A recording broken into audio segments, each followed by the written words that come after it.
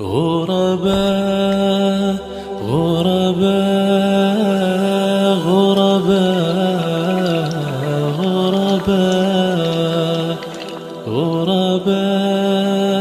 غرباء غرباء غرباء. السلام علیکم ورحمۃ اللہ وبرکاتہ. ناظرین، آج ہم عمرہ کرنے کا طریقہ آپ کو سمجھانے جا رہے ہیں. عمرہ بہت ہی آسان ہے. عمرہ بس 4 چیزوں کا نام ہے: احرام باندھنا، طواف کرنا، سعی کرنا اور بال کاٹنا. بس یوں 1 گھنٹے میں آپ کا عمرہ ادا ہو سکتا ہے. چلیے ہم اسی کو ذرا تفصیل سے معلوم کرنے کی کوشش کریں گے. احرام باندھنے سے پہلے اگر ضرورت ہو تو بال وغیرہ کاٹ لیں اور غسل کریں اور خوشبو لگائیں، پھر احرام باندھیں. مرد کا احرام 2 سفید کپڑے ہیں اور عورت کا احرام اس کا عام لباس ہے. عورت کے لیے دستانے پہننا یا نقاب لگانا جائز نہیں ہے. اللہ کے رسول صلی اللہ علیہ وسلم کا فرمان ہے: احرام والی عورت نہ نقاب لگائے نہ دستانے پہنے. یہ بخاری کی روایت ہے. لیکن وہ اجنبی مردوں سے اپنا چہرہ اور دونوں ہاتھ دستانے اور نقاب کے علاوہ دوسرے کپڑے سے چھپائے رکھ سکتی ہے. احرام کے لیے کوئی خاص نماز نہیں ہے. اگر فرض نماز کے بعد پہن رہا ہے تو اچھی بات ہے. اب ہم دھیرے دھیرے احرام باندھنے جا رہے ہیں اور اس کی نیت یہ کریں گے: احرام باندھتے وقت لبیک عمرتن یا اللہم لبیک عمرتن کے الفاظ ادا کریں گے.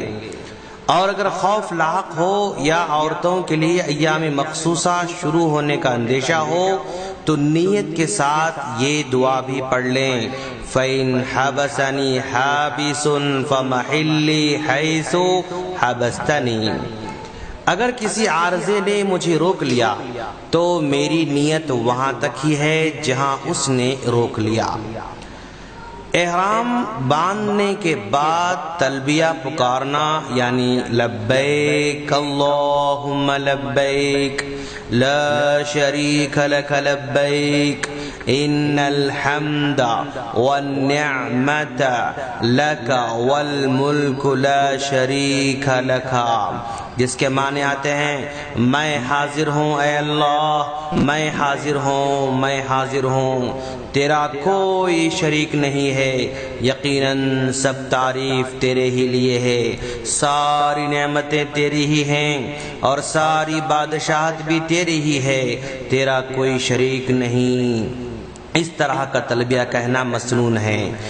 مرد بلند آواز سے پکاریں گے اور عورتیں پست آواز سے تلبیہ کہتے رہیں گے. اب پھر اس کے بعد حرم میں داخل ہونا ہے. حرم میں داخل ہونے سے پہلے دعا پڑھیں: بسم اللہ والصلاة والسلام علی رسول اللہ اللہم اغفر لی ذنوبی وافتح لی ابواب رحمتک اعوذ باللہ العظیم وبوجہہ الکریم وبسلطانہ القدیم من الشیطان الرجیم. یہ دعا پڑھتے ہوئے حرم میں داخل ہوں اور اپنے دائیں پیر کو پہلے داخل کریں. اب پھر اس کے بعد دھیرے دھیرے کعبۃ اللہ کی طرف آگے بڑھنا ہے. مطاف میں تلبیہ کہنا بند کر دیں اور پھر اس کے بعد حجر اسود کے مد مقابل جائیں. عمرہ کرنے والا طواف کے دوران کعبہ کو اپنے بائیں جانب رکھے گا. پہلے 3 چکروں میں تھوڑا تیز چلنا ہے اور اسی کو رمل کہا جاتا ہے. اسی طرح پورے طواف میں اضطباء کرنا سنت ہے. اضطباء یعنی اپنی چادر کے درمیانی حصے کو اپنے داہنے کندھے کے نیچے لے کر اس کے دونوں کناروں کو بائیں کندھے پر رکھنے کو کہتے ہیں. یعنی سیدھی بات یہ کہ اپنے سیدھے کندھے کو کھلا رکھیں. طواف کعبہ کے 7 چکر لگانے ہیں۔ ہر چکر حجر اسود کے سامنے سے شروع ہوگا اور اسی پر ختم ہوگا۔ طواف کرنے والے کو حجر اسود کا استلام یعنی اپنے ہاتھ سے اس کو چھونا اور اس کے پاس سے گزرتے وقت اس کو بوسہ دینا مسنون ہے۔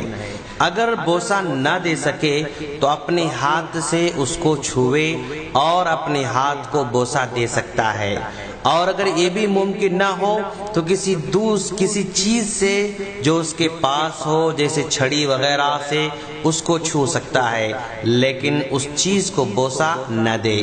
اور اگر یہ بھی نہ ہو سکے تو دور ہی سے اپنے ہاتھ سے اس کی طرف اشارہ کرے مگر ہاتھ کو بوسہ نہ دے۔ طواف میں حجر اسود کو چھوتے وقت یا اس کی طرف اشارہ کرتے وقت اللہ اکبر کہنا مسنون ہے۔ طواف کرنے والے کے لیے رکن یمانی کو اپنے ہاتھ سے چھونا مسنون ہے، نہ کہ بوسہ دینا۔ اگر بھیڑ کی وجہ سے اس کو چھو نہ سکے تو اشارہ نہیں کرے گا۔ حجر اسود اور رکن یمانی کے درمیان ربنا آتنا فی الدنیا حسنۃ وفی الآخرۃ حسنۃ وقنا عذاب النار، یہ پڑھنا مستحب ہے۔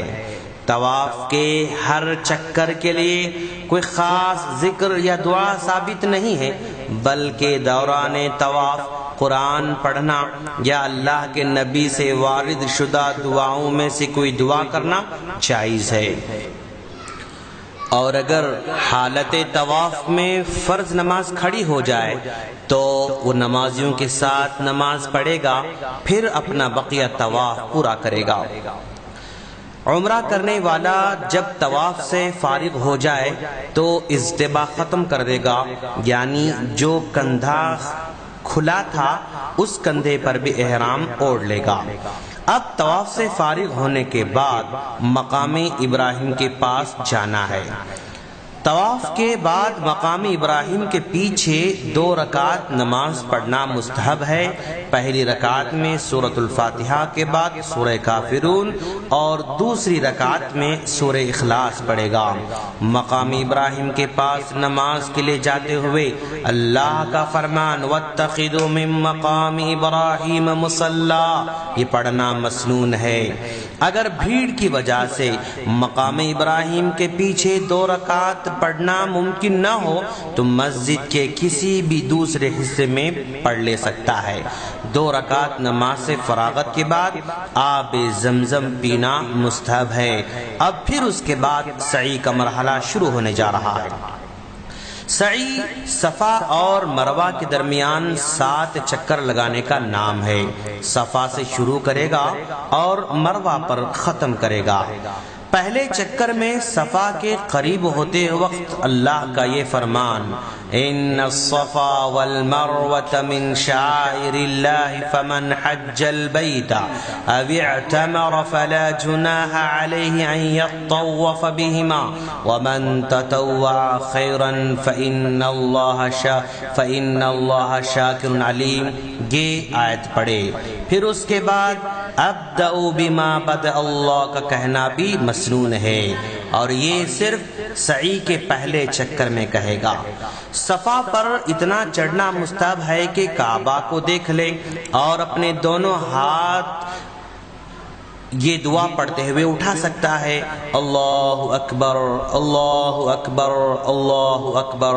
اس کے بعد 3 مرتبہ لا الہ الا اللہ وحدہ لا شریک لہ لہ الملک ولہ الحمد وہو علی کل شیء قدیر، لا الہ الا اللہ وحدہ لا شریک لہ انجز وعدہ ونصر عبدہ وہزم الاحزاب وحدہ، یہ دعا پڑھے اور اس کے بعد جو چاہے دعا کر سکتا ہے۔ سعی کرنے والا جب 2 سبز نشانوں کے درمیان سے گزرے تو اس شرط کے ساتھ تیزی سے چلے کہ دوسروں کو تکلیف نہ ہو، باقی سعی کی جگہ عام چال چلے۔ جب مروہ پر جائے تو بھی یہی دعا پڑھے جو یہ دعا پڑھنے کے بعد اپنی جو چاہے دعا کر سکتا ہے۔ سعی کے دوران اس کا احرام اس کے دونوں کندھوں پر ہی رہے گا۔ اگر دوران سعی نماز کھڑی ہو جائے تو پہلے نماز پڑھ لے، پھر اپنی بقیہ سعی مکمل کر لے۔ سعی میں کوئی خاص دعا یا ذکر نہیں ہے، بلکہ جو چاہے دعا کر سکتا ہے۔ سعی کے لیے اگرچہ وضو شرط نہیں ہے، لیکن باوضو ہونا افضل ہے۔ اب اس کے بعد بال کاٹنے کا مرحلہ آنے جا رہا ہے۔ مرد کے بال منڈوانا یا چھوٹے کروانا عمرہ کی واجبات میں سے ہے۔ بالوں کو کاٹنا ان کو چھوٹا کروانے سے افضل ہے۔ نبی کریم صلی اللہ علیہ وسلم نے بال منڈوانے والوں کے لیے 3 بار دعا فرمائی ہے اور چھوٹا کروانے والوں کے لیے 1 بار دعا کی ہے۔ سر کے تمام جانب سے پورے طور پر بال چھوٹا کرنا ضروری ہے۔ ایک طرف کے چھوٹے کرانا جبکہ دوسری طرف کے چھوڑ دینا یہ کافی نہیں ہے۔ عورت اپنے سر کے بال چھوٹے کروائے گی اور وہ اس طرح کہ اپنے بالوں کی ہر چوٹی سے انگلی کے سرے کے برابر کاٹ لے گی۔ بال منڈوا لینے یا چھوٹا کروا لینے کے بعد عمرہ کرنے والا اپنے احرام سے حلال ہو جائے گا اور اس سے اس کا عمرہ پورا ہو جائے گا۔ ہم اللہ سے دعا کرتے ہیں کہ باری تعالیٰ جو بھی عمرہ کرنے جا رہے ہیں ان کو سنت کے مطابق عمرہ کرنے کی توفیق عطا فرما، آمین۔